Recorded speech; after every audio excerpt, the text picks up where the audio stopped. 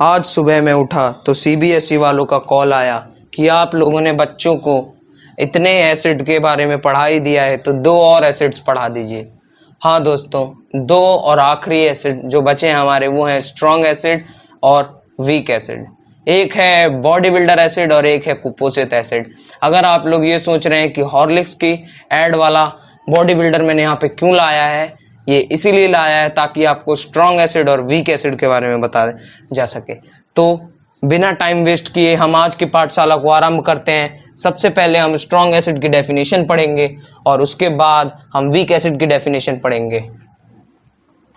Strong acids की definition ये है, these are those acids which are completely ionized when dissolves in water and produces H+ ions. मतलब कि ये वो एसिड हैं जो कंप्लीटली आयोनाइज हो जाते हैं, यानी आयंस प्रोड्यूस करते हैं अपने अंदर से जब इन्हें हम वाटर में डिसॉल्व करते हैं। और कौन से आयंस प्रोड्यूस करते हैं? ये H+ आयंस। तो दुनिया का कोई भी एसिड अगर हम ले लें और उसको वाटर में डिसॉल्व करेंगे तो वो H+ आयंस ही प्रोड्यूस करेगा, भले वो स्ट्रॉन्ग एसिड हो या वीक एसिड हो। स्ट्रॉन्ग एसिड और वीक एसिड में यही अंतर है, स्ट्रॉन्ग एसिड कंप्लीटली आयोनाइज हो जाता है, यानी उसके मतलब सारे आयंस H+ आयंस में कन्वर्ट हो जाते हैं, और वीक एसिड के सारे आयंस नहीं हो पाते कन्वर्ट, क्योंकि वो उसके पास उतनी पावर नहीं होती है। ठीक है, तो ये स्ट्रॉन्ग एसिड्स और वीक एसिड्स की बेसिक डिफरेंशिएशन थी। अब हम वीक एसिड्स की डेफिनेशन पढ़ेंगे।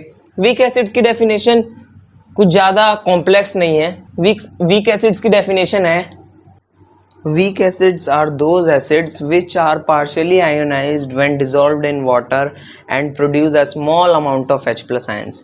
मतलब कि वीक एसिड्स यानी कमजोर एसिड वो एसिड होते हैं जो पार्शियली यानी थोड़ा मोड़ा आयोनाइज होते हैं जब वो वाटर में डिसॉल्व होते हैं और small amount of H+ ions he produce करते हैं। ठीक है, यही डिफरेंशिएशन था स्ट्रॉन्ग और वीक एसिड्स के बीच में।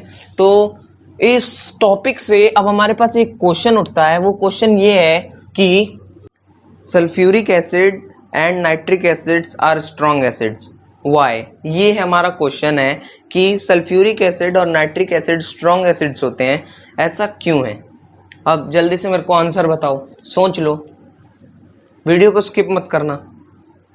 चलो फिर अब हम आंसर देखते हैं कि आंसर क्या है इसका। Because they completely ionized when dissolved in water, क्योंकि वो कंप्लीटली आयोनाइज हो जाते हैं, आयन फॉर्म कर देते हैं जब वो वाटर में डिसॉल्व होते हैं। और किसका आयन फॉर्म करते हैं वो लोग? वो फॉर्म करते हैं H+ आयन।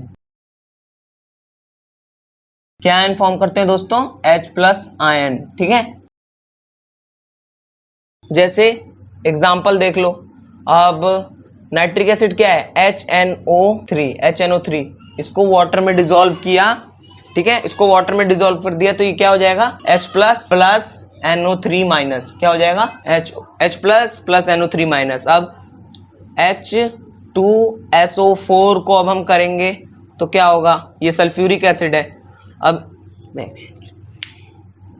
वाई लिख दे रहा हूं बार बार।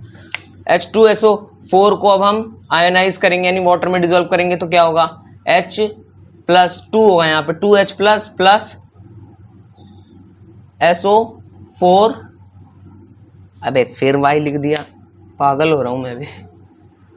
SO4 2 minus. ठीक है, 2H+ इसलिए हुआ क्योंकि ये बैलेंसिंग है, ये फर्स्ट चैप्टर में ही हमने पढ़ लिया है केमिकल रिएक्शन एंड इक्वेशन में, क्योंकि दोनों साइड बैलेंस करनी होती है ना, तो इसलिए हमने 2 लिखा है। ठीक है, क्योंकि यहाँ H2 है और यहाँ पे भी 2H करना पड़ेगा ना।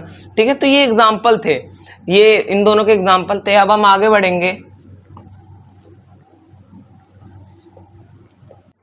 आगे बढ़ने से पहले थोड़े सवाल जवाब हो जाए, लेकिन उससे भी पहले मैं आपको कुछ बताना चाहता हूं कि क्या कभी आपने ड्राई एसिड देखा है या फिर सुना है कि ड्राई एसिड भी होता है?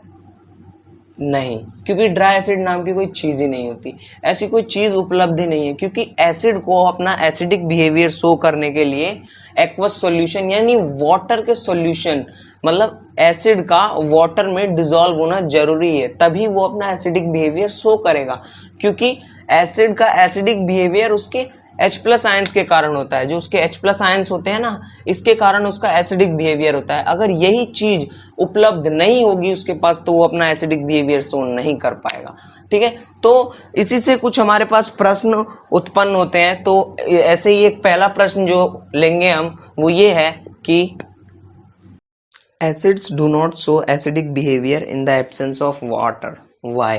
ये हमारा प्रश्न है, यानी ये हमारा क्वेश्चन है कि एसिड एब्सेंस ऑफ वाटर में एसिडिक बिहेवियर क्यों नहीं शो करते। अभी मैंने आप लोगों को बताया, लेकिन इसको हमको बोर्ड्स के पेपर में इंग्लिश में लिखना होगा। अगर हम ऐसे हिंदी में लिख के आएंगे तो एग्जामिनर हमें अंडा दिखा देगा, वही मुर्गी वाला अंडा। ठीक है, तो मैं बताता हूं कि इसका इंग्लिश में आंसर क्या होगा।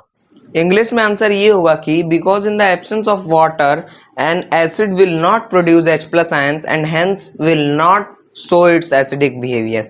कि मतलब है बिकॉज एब्सेंस, मतलब क्योंकि एब्सेंस, पानी के एब्सेंस में एक एसिड H प्लस आयंस नहीं प्रोड्यूस कर पाता है, तो वो अपना एसिडिक बिहेवियर भी नहीं दिखा पाता है। जब तक वो अपने H प्लस आयंस को आयोनाइज नहीं करेगा, डिसोसिएट नहीं करेगा, तब तक वो अपने एसिडिक बिहेवियर को शो नहीं कर सकेगा। ठीक है, तो ये पहला क्वेश्चन था।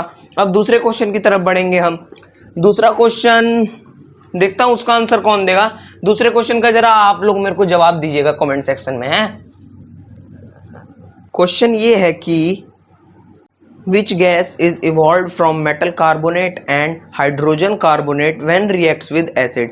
मतलब कि कौन सी गैस प्रोड्यूस होगी, इवॉल्व होगी जब एसिड मेटल कार्बोनेट या मेटल हाइड्रोजन कार्बोनेट से रिएक्ट करेगा। इसका आंसर आप लोग मुझे कमेंट सेक्शन में बताइए, बताइए बताइए।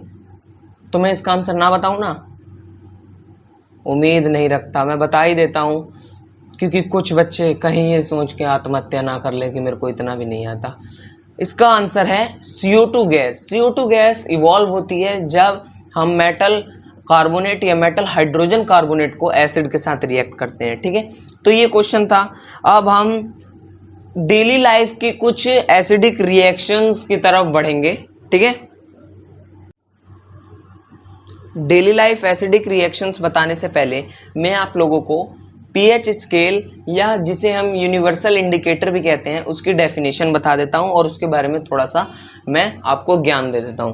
ठीक है, तो अब हम जानेंगे यूनिवर्सल इंडिकेटर क्या होता है। तो दोस्तों, मैं जो बात बताने जा रहा हूं उसके लिए मुझे बहुत ही खेद है, लेकिन यूनिवर्सल इंडिकेटर बताने से पहले मैं स्टार वॉर्स के भाई लोगों के साथ यूनिवर्स घूमने जा रहा है, फिर अपन आएगा तो तुम लोगों को सारे यूनिवर्स के इंडिकेटर्स का राज बताएगा। ठीक है, तो अभी के लिए स्पेशल बाय, टांग वाला बाय बाय। ठीक है, तो अपन चलता है।